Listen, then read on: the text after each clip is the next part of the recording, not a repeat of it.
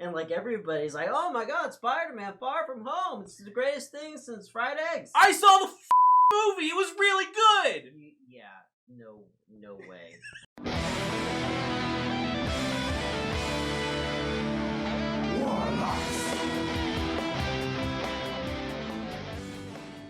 So all right. So no spoilers right now. Johnny Dim. That's me. First reactions to Spider-Man Far From Homecoming. This is the best Spider-Man movie that has been on TV screens. I messed that up. Do you forget what movies are? Yeah, I did.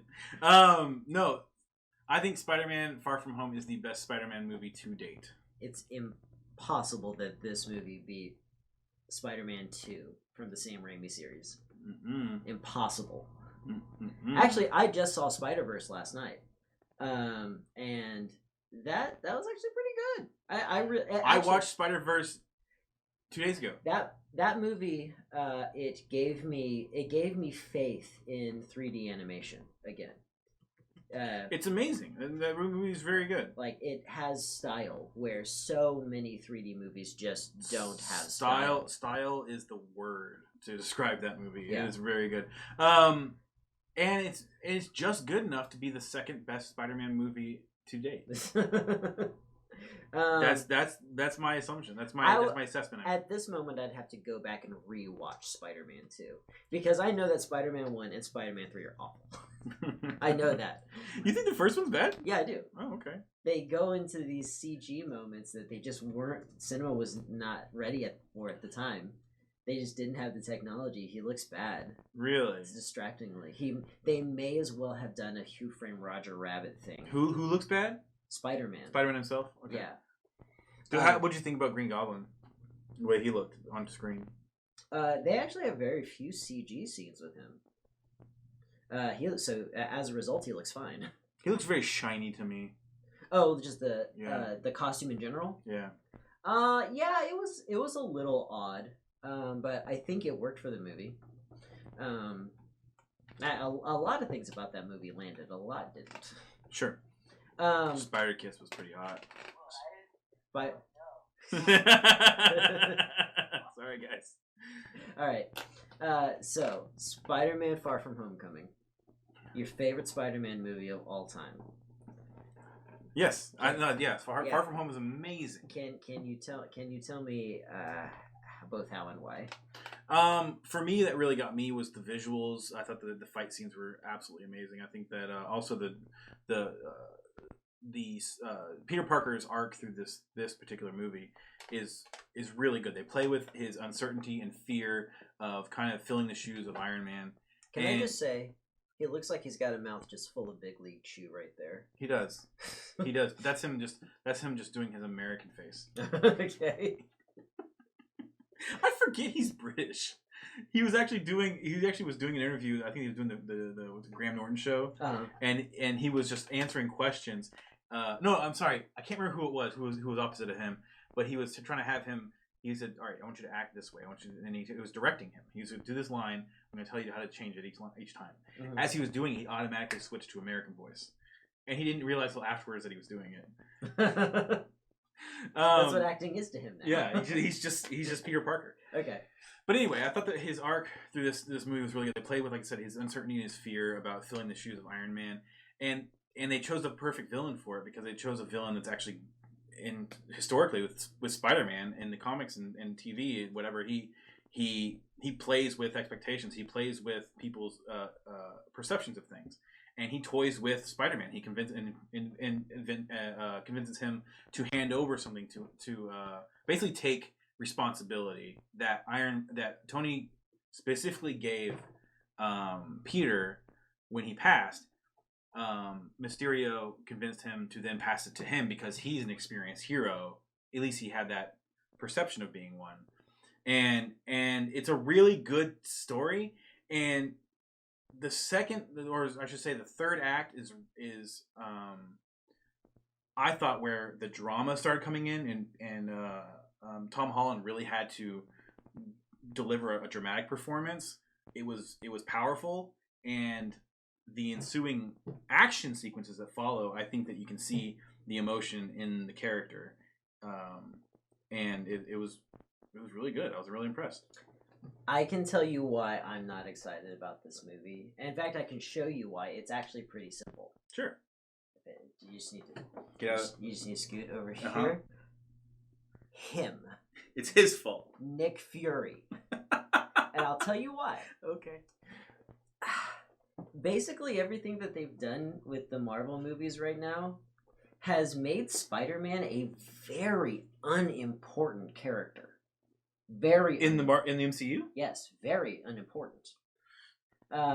They've taken away they've taken away his need to use his creative engineering mind.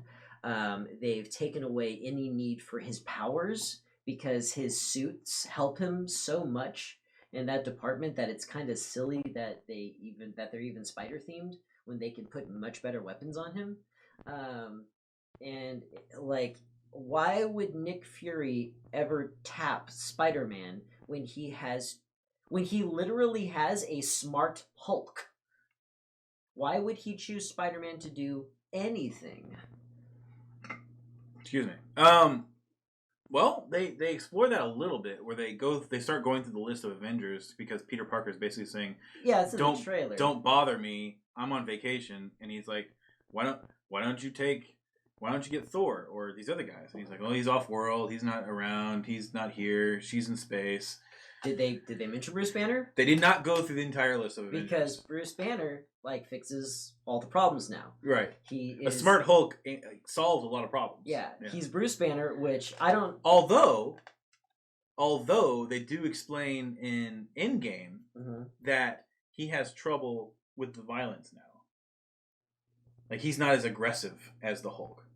True, but he's still the smartest man on Earth. No, I know, I understand that. Like, if anything, this should have been a Hulk movie, and it's like, oh, I don't want to.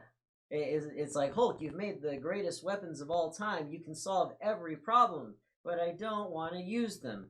We're just gonna glue them to Spider-Man and shove him into the action sequences, and we're done here. Yeah, yeah. Like, yeah. I don't like the ensemble as it is because they're not Avengers movies anymore. This is supposed to be a Spider-Man movie. If you want to make a new Avengers, make a new Avengers.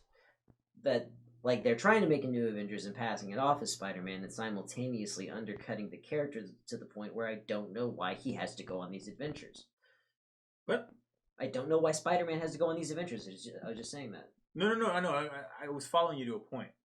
Say that whole point over again. They're undercutting him to the point where I don't know why he has to go on these adventures. How are they undercutting him? Because they keep giving him stuff that makes him not important to the story. Sure, but they found good enough reasons in this movie.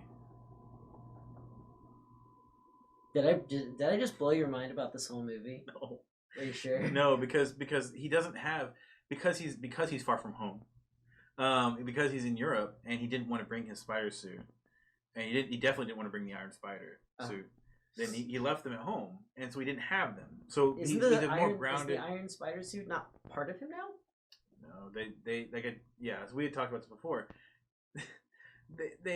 He's looking at his regular suit that's hanging up in the closet, and he's like, "I'm not bringing that." And then he looks over, and the Iron Spider suit is in a case this large. It's see-through, and you can see that it's the Iron Spider suit inside. Wait, it's like folded up? No, it's like floating in this canister. It's odd. It's a nanobot thing, so it can go in whatever size. Like, it can go into a very small size. When we first introduced it in Infinity War, Iron Man slapped him on the chest, and then he was in the Iron Spider suit. Whatever it was at max this big. Yep. Robert Downey Jr.'s hands might be larger. It might be smaller, but they might be larger. Either way, it fits in the palm. It is maximum the size of a cantaloupe. But apparently when it's charging? Question mark? Because that's what it looked like it was doing. If you're going to charge nanobots, you use an induction field? I don't know. So I don't know. It'd be like charging your cell phone on a wireless charger. Either way. Okay. Peter Parker didn't want to bring the Iron Spider suit. He didn't want to. Because he didn't want to be Spider-Man on vacation. Because it expanded in the wash. He didn't want to be... Yeah, I got pink. I got pink. I actually like pink Spider-Man suits. Yeah? Like when that happens in the comics and stuff. Just like when the lighting... Well, doesn't Spider-Gwen have a pink hue? It's like white, but then it has some pink accents. Yeah, she's got pink accents. Anyway, so the point is, he didn't want to bring the suit. So Aunt May... This is a spoiler. There's a very light spoiler. Trust me, it's not a big deal. Aunt May throws his spider suit in a suitcase with a note that says, "You forgot this." So he has the Spider-Man suit, but he doesn't want to be Spider-Man in Europe because he feels like people would put two and two together and realize that Peter Parker or someone in that class is Spider-Man, because it happened when his class was when they had a trip to DC. Spider-Man showed up. If Spider-Man shows up when his class is in Europe, then someone's going to put it together. Why doesn't he use the nanobots to create a new persona for himself? A new European superhero? Well, he becomes La Muchacha. He does become La Muchacho Aranya. Yeah, they kind of explore creating a new superhero. I do not want to spoil that. Okay. Yeah. So I guess we'll revisit this. We're gonna do a little bit later. We're not gonna stream. We're going to do an actual Quite Contrary video. Well, we're changing the format a little bit. We are. We're changing it, but it'd be the first Quite Contrary video in a while. Yeah, basically, because a lot of our videos, I think they might be a little confusing for the YouTube format. Because one thing about YouTube is that getting people to watch all the way to the end is like a challenge. It is. So. Like, usually we would just rag on a movie the entire time. And that's, like, all people would see. And then they'd be like, oh, you hate my favorite movie, so you're trash. Right. When we'd only rag on a movie if we really liked it.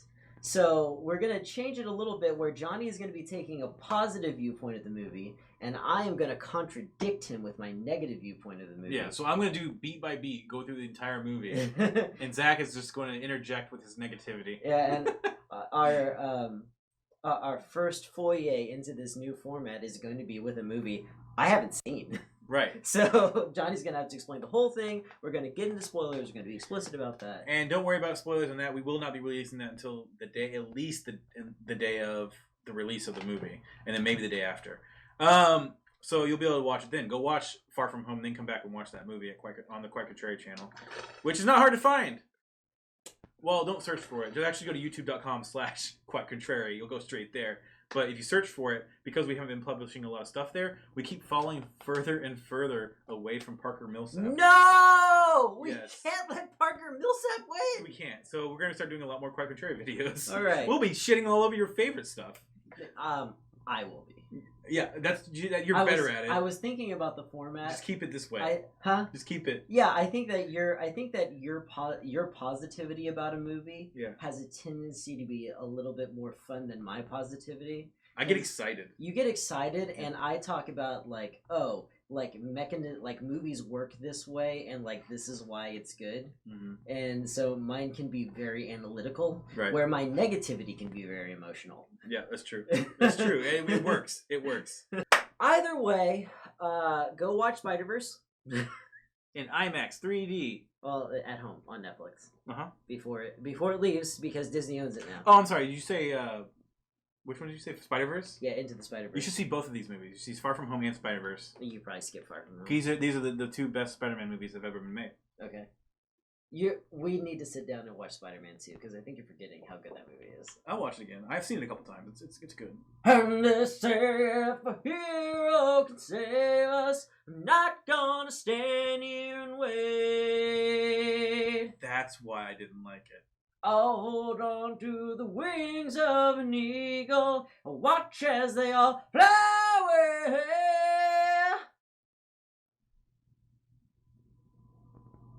No. And they're watching us. I'm stopping the stream. And they're watching us. Oh God, I have to go over there.